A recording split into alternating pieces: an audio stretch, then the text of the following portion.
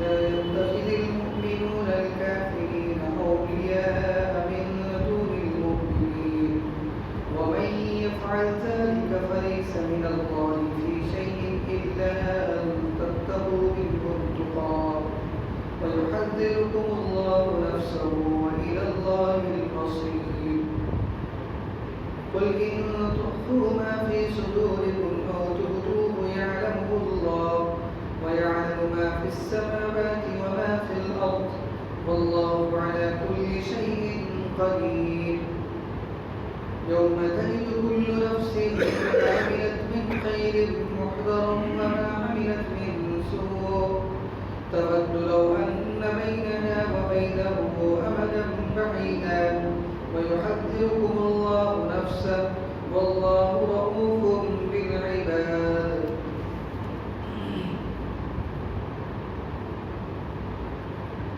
یہ سورہ آل عمران کی آیت نمبر 28 سے ابتدا ہے. اللہ تعالیٰ فرماتے ہیں مسلمانوں کو چاہیے کہ کفار کو دوست نہ بنائیں، مسلمانوں کی دوستی سے تجاوز کر کے، اور جو شخص ایسا کام کرے گا سو وہ شخص اللہ کے ساتھ دوستی رکھنے کے کسی شمار میں نہیں، مگر ایسی صورت میں کہ تم ان سے کسی قسم کا اندیشہ رکھتے ہو، اور اللہ تعالیٰ تم کو اپنی ذات سے ڈراتا ہے اور خدا ہی کی طرف لوٹنا ہے.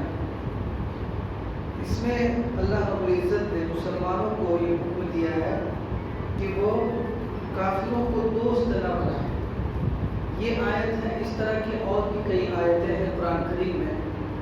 ایک آیت ہے سورہ ممتحنہ کی، یا ایھا الذین آمنوا لا تتخذوا عدوی وعدوکم اولیاء، اے ایمان والو لا تتخذوا عدوی، میرے دشمن اور خود اپنے دشمن یعنی کافر کو دوست مت بناؤ، تلقون الیہم بالمودہ، کہ جس کے نتیجے میں ان کے پاس تم دوستی کے پیغام بھیجو. ایک دوسری آیت میں اللہ رب العزت سورہ مائدہ میں فرماتے ہیں یا ایھا الذین آمنوا لا تتخذوا اليہود والنصارى اولیاء بعضهم اولیاء بعض، کہ یہود اور نصارہ کو دوست مت بناؤ، وہ لوگ آپس میں ایک دوسرے کے دوست ہیں. ومن یتولہم منکم، اور جو شخص ان سے دوستی کرے گا فإنہ منہم، تو اس کا شمار بھی انہی میں ہوگا. اس طرح کی اور بھی کئی آیتیں ہیں جن کا ترجمہ پڑھ کر بہت سارے غیر مسلم جو حقیقت حال سے ناواقف ہیں وہ ان کو یہ شبہ ہو جاتا ہے کہ اسلام میں غیر مسلموں سے دوستی اور رواداری اور تعلق کی اجازت نہیں ہے. یہ شبہ ہو جاتا ہے، لوگ یہ سمجھنے لگتے ہیں ان آیتوں کو ظاہر کو پڑھ کر کہ اسلام میں ذرہ برابر غیر مسلم سے دوستی رکھنا منع ہے. یہ ان آیتوں کو یہ پڑھ کر سمجھتے ہیں، جبکہ دوسری طرف خود اللہ کے رسول صلی اللہ علیہ وسلم کے ارشادات ہیں، اللہ کے رسول صلی اللہ علیہ وسلم کا عمل ہے، صحابہ کرام کا طرز عمل ہے، خلفائے راشدین کا طرز عمل ہے. ان سے یہ بات ثابت ہوتی ہے، اور ایسے ایسے واقعات ثابت ہیں کہ جن میں اللہ کے رسول صلی اللہ علیہ وسلم اور خلفائے راشدین نے غیر مسلموں کے ساتھ وہ عمدہ سلوک کیا کہ اس کی مثال دوسری قوموں میں ملنا مشکل ہے. تو یہ جو بظاہر ٹکراؤ لگ رہا ہے اس کو سمجھنے کی ضرورت ہے. اگر غور سے پڑھا جائے، سب کچھ غور سے دیکھا جائے، ہر آیت کے پس منظر کو دیکھا جائے تو سب سمجھ میں آتا ہے کہ بھائی کیا چیز ہے، کیا حقیقت کیا ہے اس کی. تو اس سلسلے میں سمجھنا چاہیے کہ دوستی کے کئی ایک دو شخص یا دو گروہ یا دو جماعت کے آپس میں تعلقات کے کئی درجے ہیں. سب سے پہلا درجہ ہے موالات. موالات کے معنی آتے ہیں دلی دوستی، قلبی تعلق، دلی دوستی کرنا. یہ والی دوستی جو ہے کسی بھی غیر مسلم سے اجازت نہیں ہے مسلمان کو کہ دلی دوستی کرے. دلی دوستی کے بہت سارے نتائج ہیں. دلی دوستی میں جب ہو جائے انسان کو ایک دوسرے سے تو پھر وہ اس کے ہر چیز میں شریک ہوگا، اس کے دھارمک چیزوں میں بھی شریک ہو جائے گا، اس کی جو ہے اس کا جو شب جاتا ہے اس میں جو اپنا مخصوص نعرہ لگتا ہے یہ بھی لگانا شروع کر دے گا، ان کا جو موت کے ان کے مرنے کے بعد ان کے یہاں خاص طور پر بڑی دعوت ہوتی ہے، اس میں بڑے کام ہوتے الٹے سیدھے، وہ سب میں بھی شرکت کر لے گا، جلانے کے لیے جو ہے شمشان گھاٹ بھی پہنچ جائے گا، وہاں پر جو اس انداز پہ کرتے ہیں وہ بھی کرنے لگے گا، یہ سب ہوتا ہے۔ تو یہ دلی دوستی کا نتیجہ ہے، دلی دوستی سے منع کیا ہے۔ تو قلبی تعلق جس کو موالات کہا گیا ہے، اس سے یہ جو سب سے اعلیٰ درجہ ہے دوستی کا، اس سے منع کیا ہے مسلمانوں کو کہ یہ والی دوستی غیر مسلم سے نہیں رکھ سکتے۔ ایک دوسری قسم ہے دوستی کی، تعلق کی مواسات۔ مواسات کے معنی ہے ہمدردی، غم خاری۔ ایک شخص جو ہے آپ کے پڑوس میں ہے، اب وہ بیچارہ غریب ہے، بیمار ہے، آپ اس کے علاج میں ہاتھ بٹائیں، پیسے دیں، آپ ان کو مدد کریں، یا اسی طریقے سے ہمارا تہوار آیا، کچھ ایسی چیزیں ان کے یہاں بھیج جاتی ہے، اس کی اجازت ہے، کچھ ایسی چیز ان کے یہاں سے ان کے یہاں بھیجا دیا تو اس کی اجازت ہے، عید ہے اس کو کچھ سمے بھیجا دیا تو اس کی اجازت ہے، یا ایسے بھی مل جل کر کچھ سماجی کام کرنے کے لیے ایک ساتھ پڑوس میں ہے، اس کی اجازت ہے۔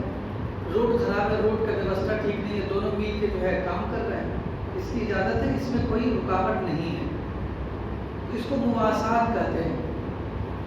مواسات کی اجازت ہے سوائے ان کافروں، ان غیر مسلموں کے ساتھ جو حربی ہوں، یہاں ہم لوگ حربی کوئی نہیں ہے، اہل حرب سے مراد ہوتے ہیں وہ غیر مسلم، جہاں پر مسلمانوں کی ایک حکومت ہے، یہاں پر تو ہماری حکومت نہیں ہے، مسلمانوں کی ایک حکومت ہے اور غیر مسلم کی ایک حکومت ہے۔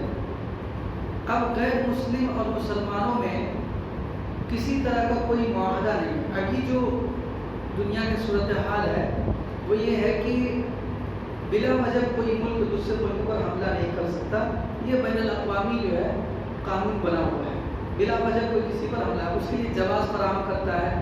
وہ الگ مسئلہ ہے کہ جو طاقتور کی بھی فی الحال دنیا کے اندر جو طاقتور دیش ہے اس کو پہلے من بننا چاہیے کہ فلاں پر حملہ کرنا، اس کے لیے کوئی بھی جواز وہ تلاش کر لیتے ہیں، لیکن جواز فراہم کرنا پڑتا ہے، اور نہیں تو عالمی عدالت میں ان کو جواب دہ ہونا پڑتا ہے، وہ الگ مسئلہ ہے۔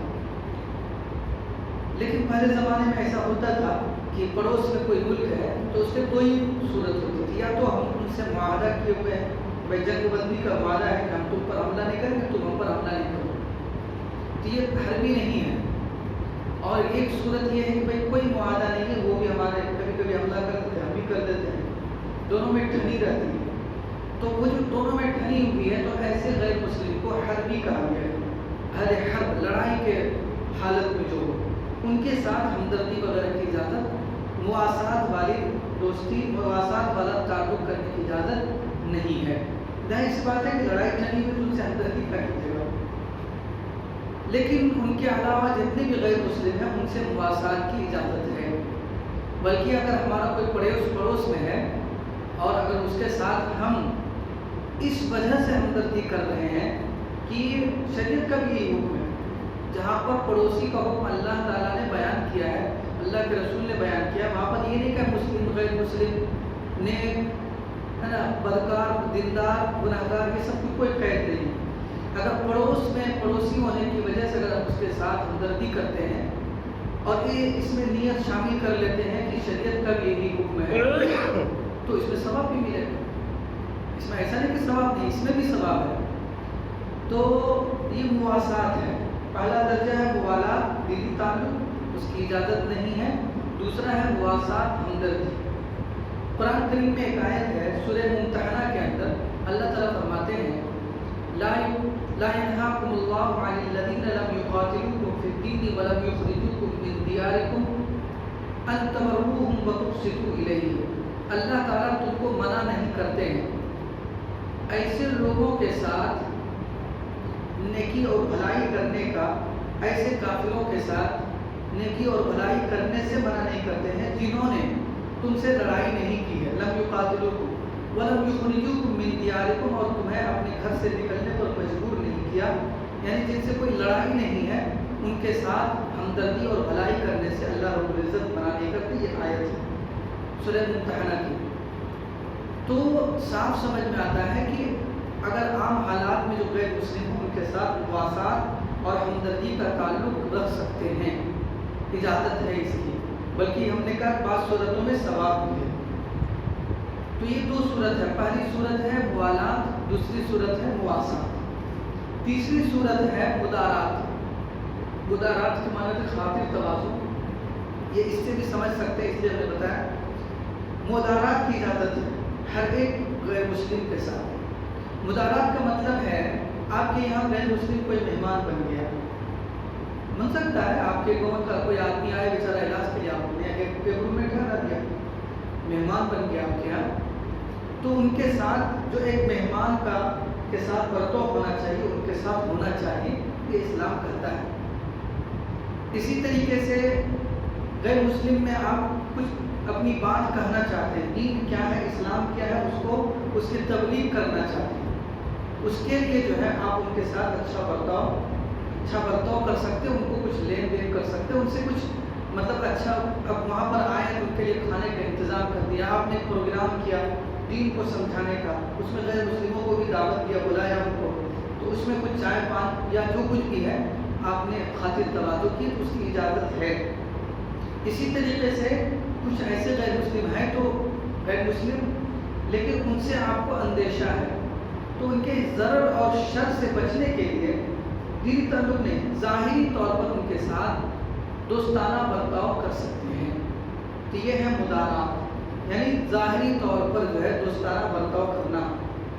मेहमान बन गया तो उसके साथ कर सकते हैं, आप उनके दरमियान जाकर तबलीग कर रहे हैं या उनको बुला रहे हैं तबलीग के लिए, अपनी बात पहुंचाने के लिए, तो उसके साथ कर सकते हैं अच्छा बर्ताव। इसी तरीके से कोई ऐसा गैर मुस्लिम है जिसके शर से आप बचना चाहते हैं, तो उसके साथ अच्छा बर्ताव, ज़ाहिरी तौर पर दोस्ताना बर्ताव कर सकते हैं।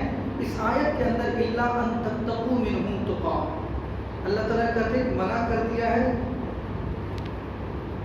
फिर आगे कहते हैं अल्लाह ताला कि इल्ला अन तत्तकू, मगर ऐसी सूरत में कि तुम उनसे किसी किस्म का अंदेशा रखते हो, यानी डर है कि वो आपको नुकसान पहुंचा देगा, तो उनके साथ ज़ाहिरी बर्ताव, दोस्ताना बर्ताव कर सकते हैं। ये तीन सूरतें हैं। चौथी सूरत मामलात है, मामलात तो कर ही सकते हैं, हर एक काफिर के साथ कर सकते हैं। हाँ, अगर मामलात करने में मुसलमानों का कहीं पर नुकसान हो तो फिर नहीं कर सकते। मिसाल के तौर पर यहाँ पर तो ये सूरत नहीं है, लेकिन अगर ऐसी सूरत हो कि एक मुस्लिम हुकूमत है, उसके पास वो असलहा बनाता है, हथियार बनाता है, अब वो कोई गैर मुस्लिम मुल्क उससे ख़रीद रहा है, लेकिन ये आयन मुमकिन है कि वो जो ख़रीदेगा तो हमारे पर ही हमला करेगा या हमारे मुसलमान भाई को मारेगा, तो ऐसी सूरत में उसको बेचने की इजाज़त नहीं होगी। बाकी इसके अलावा जितनी भी मामलात की सूरतें हैं सब जायज़ है। हम उनकी कंपनी में काम कर सकते हैं, वो हमारे यहाँ काम कर सकते हैं, हम उनके यहाँ मजदूरी कर सकते हैं, हम उनको मजदूर भी रख सकते हैं, हम उनके यहाँ कारीगरी कर सकते हैं, वो हमारे यहाँ कारीगरी कर सकता है। तो ये दो ताल्लुकात की चार सूरतें थी, वो हमने बताई। दीनी ताल्लुक हो भी नहीं सकते, अगर एक पक्का सच्चा मोमिन है तो दीनी ताल्लुक होगा भी नहीं, पक्का सच्चा मोमिन है तो दीनी ताल्लुक नहीं होगा, और उसी से मना भी किया है। बाकी ज़ाहिरी तौर पर हमदर्दी की इजाज़त है, मुआसात, गमखारी, हमदर्दी की इजाज़त है। पड़ोस में कोई है, पड़ोस में रहने वाला, उसके साथ हमदर्दी कर सकते हैं।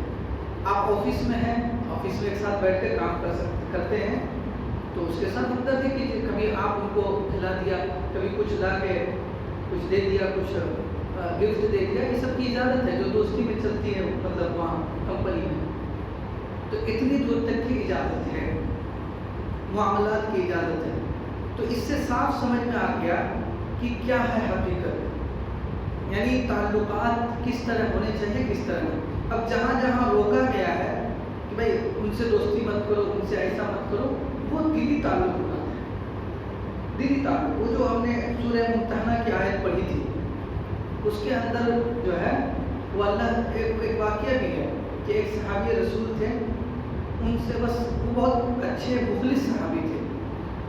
ان سے ایک غلطی یہ ہوئی کہ ان کے کچھ رشتہ دار مکہ میں رہتے تھے. اب وہاں سے کوئی خاتون یہاں آئی تھی مدینہ. ان کو ڈر لگا کہ اگر ہو سکتا ہے کہ وہ کافر کفار مکہ جو میرے رشتہ داروں کو نقصان پہنچائیں، اس لیے ان کے ساتھ کچھ ہمدردی کر دی جائے. تو انہوں نے کیا کیا، ایک خط جو ہے اس خاتون کو دے دیا.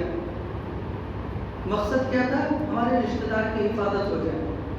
لیکن یہ معاملہ تھوڑا گمبھیر تھا. وہ صحابی مخلص تھے، ہے نا. تو انہوں نے جو ایک خط ان کو دے دیا کفار مکہ کے نام کہ یہ جو ہے مکہ کے سرداروں کو دے دیجیے. اس کے اندر کیا لکھا تھا، اس میں لکھا تھا کہ رسول اللہ صلی اللہ علیہ وسلم جلد ہی مکہ پر حملہ کرنے والے ہیں. اس طرح کی بات تھی اور یہ بات صحیح تھی، کوئی غلط نہیں تھا. تو اللہ کے رسول صلی اللہ علیہ وسلم کو وحی کے ذریعہ جو ہے اس کی خبر مل گئی. اسی پر آیت نازل. یہ سب تعلقات کی اجازت نہیں ہے. ایسی بات یہ بہت گمبھیر معاملہ ہے کہ ایک چیز لڑائی اس زمانے میں خفیہ رکھا جاتا ہے. آج بھی لوگ خفیہ ہی رکھتے ہیں. جنگی راز جو ہے بہت اہم ہوتے ہیں. آج سب سے زیادہ جاسوسی جو ہے، سب سے جو خطرناک مانا جاتا ہے وہ جنگی جاسوسی جو ہوتے ہیں. فوجی کیمپ میں فوج کی کیا تعداد ہے، اس کے ہتھیار کی کیا تعداد ہے، ہتھیار کا کیا پوزیشن ہے، کس انداز پہ بنا ہے. تو وہ جو ہے بہت اہم ہوتے ہیں اس زمانے میں بھی اس زمانے میں بھی. تو انہوں نے کچھ ہلکی سی تفصیلات لکھ کر بھیجی تاکہ ہمارا خاندان جو ہے وہاں سیو ہو جائے. اس ہمدردی کے نتیجے میں اللہ کے رسول صلی اللہ علیہ وسلم کو پتہ چل گیا، بدری وہی پتہ چل گیا. تو اللہ کے رسول نے اس عورت کا پیچھا کروا کر ان سے وہ خط لے لیا. باہر نہیں پہنچ سکی بات. تو بعد میں ان سے گرفت ہوئی. تو چونکہ اچھے مطلب مخلص صحابی تھے، وہ ان کا مقصد صرف ایک نہیں تھا اور کوئی نہیں تھا. اس لیے اللہ کے رسول نے درگزر بھی کر دیا ان کو، کوئی ایسی بات نہیں ہوگی. اور انہوں نے بھی بیان کیا کہ میرا مقصد یہی ہے، اور اس وجہ سے بھی بتا دیا کہ ہم جانتے ہیں کہ اللہ کے رسول جب تک ہمارے ساتھ ہیں ہم کامیاب ضرور ہوں گے، وہ ہمارا مقابلہ نہیں کر سکتے. اس وجہ سے بھی ہم نے بتلا دیا. بہرحال ان کے ایک اپنا نظریہ تھا، لیکن بہرحال اس کو اللہ تعالیٰ نے بیان کیا جو قیامت تک آنے والوں کے لیے بتا دیا کہ اس طرح کی حرکت نہیں کرنا ہے. تو جہاں جہاں بھی دوستی سے بنا کے اس کو سمجھنے کی ضرورت ہے، کیونکہ اللہ کے رسول صلی اللہ علیہ وسلم کے بھی بہت سارے ارشادات ہیں اور اللہ کے رسول کا عمل بھی ہے.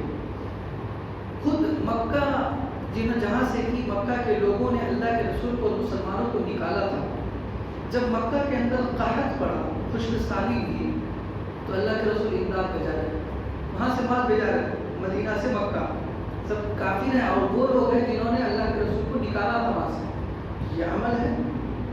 اسی طریقے سے جو ہے جب مکہ فتح ہوا تو سب کے سب مغلوب ہوئے. ایک اشارے کو سب کا کام تمام کر سکتے تھے.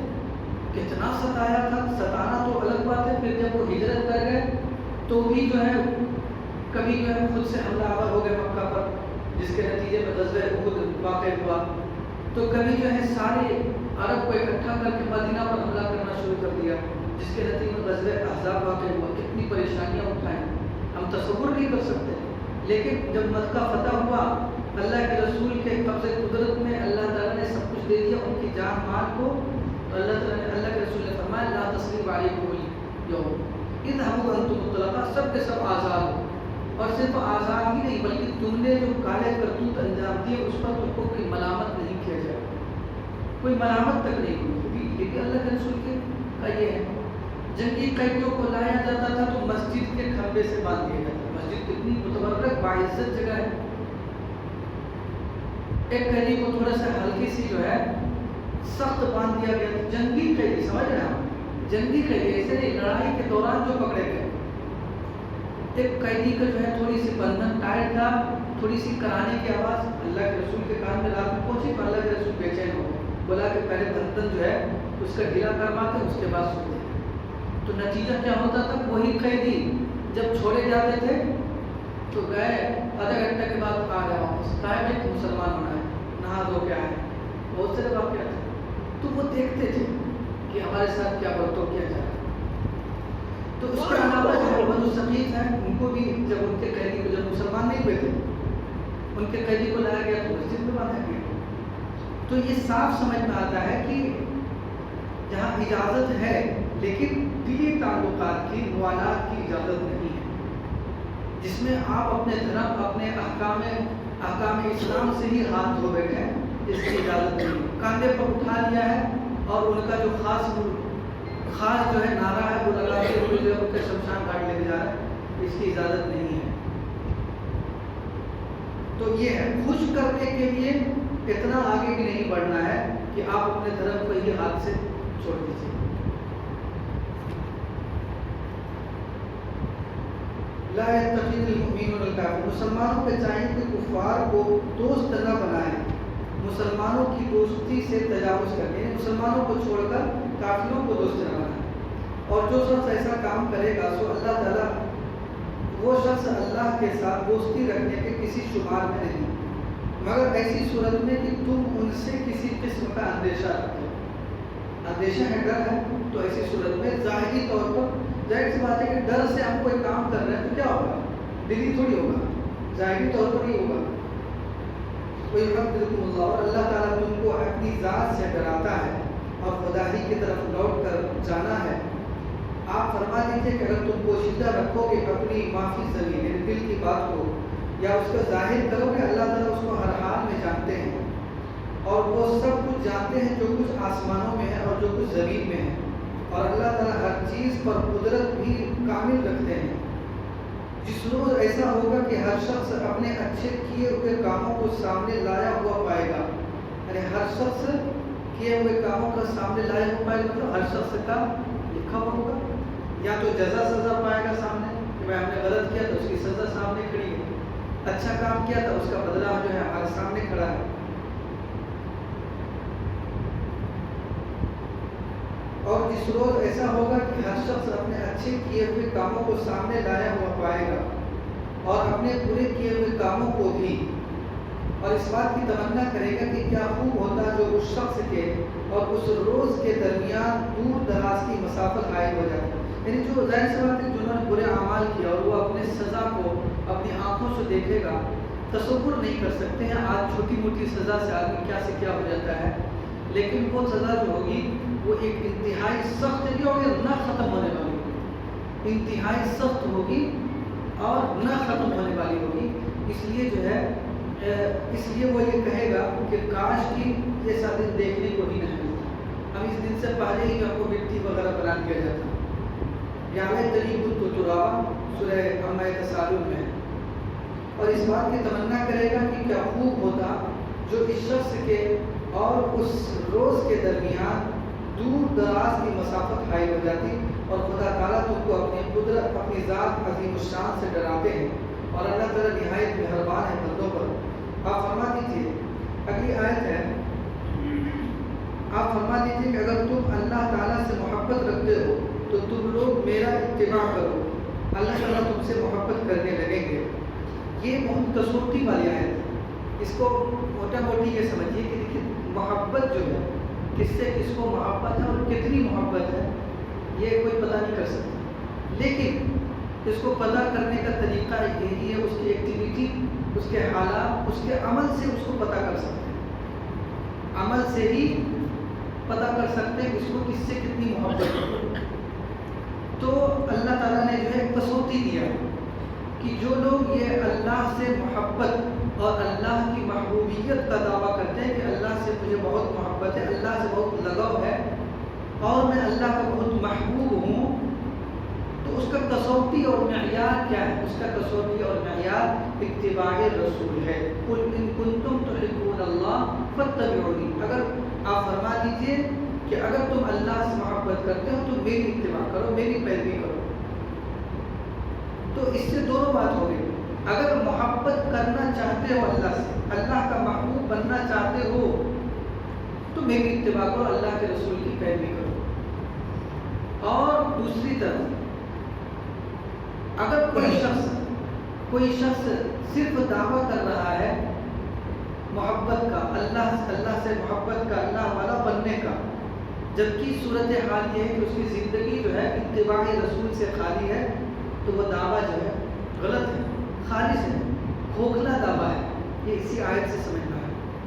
اسی طریقے سے اگر کسی کو دیکھیں کہ مکمل طور پر سنت کا اتباع کرنے والا ہے، سنت کی پیروی کرنے والا ہے، تو اس سے ہم اندازہ لگا سکتے ہیں کہ اس کے دل میں اللہ کی بھی بہت محبت ہے اور اللہ کے نزدیک یہ بندہ بہت محبوب ہے۔ تو اگر کوئی شخص اللہ کا محبوب بننا چاہتا ہے تو اس کے لیے ایک ہی فارمولہ اس آیت میں ہے، وہ یہ کہ اللہ کے رسول صلی اللہ علیہ وسلم کی پیروی کریں، پوری زندگی کے اندر پیروی کیجیے، تب جا کر جو ہے اللہ کے رسول اللہ تبارک و تعالیٰ کے بھی محبوب ہو جائیں گے۔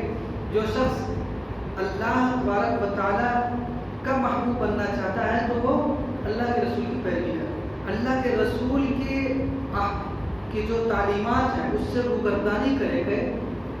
کوئی اللہ کا محبوب بننا چاہے تو نہیں بن سکتا۔ یہ نہیں ہو سکتا کہ نماز نہیں پڑھ رہے ہیں تو کہاں پڑھ رہے ہیں؟ پیر صاحب کعبہ شریف میں نماز پڑھ رہے ہیں، تو وہ سب جو ہے نہیں چلے ہے نا۔ 100 کرامات سے بڑا درجہ ہے، 100 کرامات چمتکار، 100 کرامات سے بھی بڑا درجہ ہے کہ انسان جو ہے وہ اللہ کے رسول کی اتباع کرے۔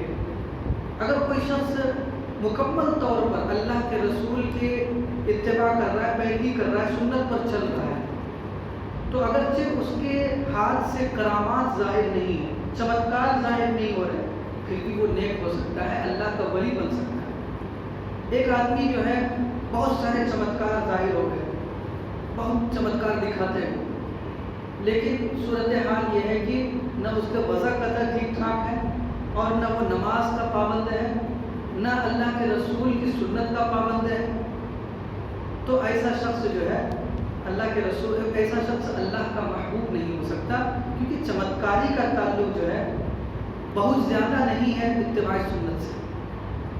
وہ چمتکاری کا تعلق جو ہے کوئی شخص محنت مجاہدہ کر کے بھی چمتکاری دکھا سکتا ہے، جادوگر بھی تو جادو دکھاتا ہے، کون سا وہ اللہ والا ہوتا ہے۔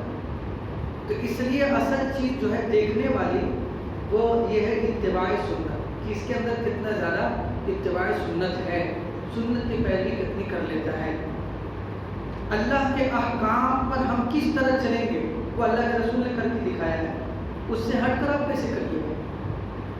اگر صرف اور صرف ایسا ہوتا کہ اللہ کے رسول صرف قرآن دے دیتے، اللہ کے رسول کی کوئی زندگی ہمارے سامنے نہ ہوتی، تو ہوتا کہ بھائی چلیے ان پر عمل کر لیجیے، لیکن اس سے ہٹ کر ڈاکیا تھوڑی ہے اللہ کے رسول۔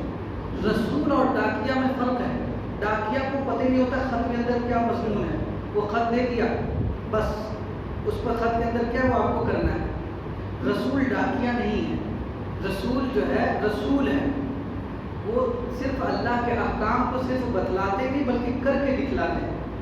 کر کے اس لیے دکھلاتے ہیں تاکہ کلچر پر کوئی انسان بہانہ نہ بنا سکے کہ ہم کیسے کریں گے، اور رسول وہ انسان ہوتے ہیں تاکہ کوئی انسان بہانہ نہ بنا سکے کہ وہ تو فرشتہ ہے، ان کو کھانے پینے، بیوی بال بچے کسی کوئی حاجت نہیں، تو اس لیے وہ اللہ کے رسول کی اپنے پروردگار کی اتباع کرتے ہیں، اپنے پروردگار کی عبادت میں لگے رہتے ہیں، ان کی اطاعت و فرمانبرداری کرتے ہیں۔ اسی لیے رسول بھیجا، اور رسول کو بھی انسانوں میں رسول انسان ہی بھیجا، تاکہ یہ دیکھ لو حجت تام ہو جائے کہ رسول جو ہے جو انسان ہے انہوں نے سارا کر کے دکھایا، تم بھی انسان ہو، اس انداز کو کر کے زندگی گزار سکتے ہو۔ اور صحابہ کرام نے بعد کے بزرگان دین میں اور آج بھی مسلمان بھی کرتے ہیں ماشاءاللہ، بہت سارے مکمل کر پاتے ہیں، کچھ نہیں کرتے، کچھ کوشش کرتے ہیں، بہرحال کوشش کرتے ہیں، لیکن ہم لوگوں کو مزید جو ہے اتباع رسول کی کوشش کرنی چاہیے۔ اللہ رب العزت ہم سب کو توفیق عطا فرمائے۔ سبحان اللہ و بحمدہ، سبحانک اللہم و بحمدک، اشہد ان لا الہ الا انت، استغفرک۔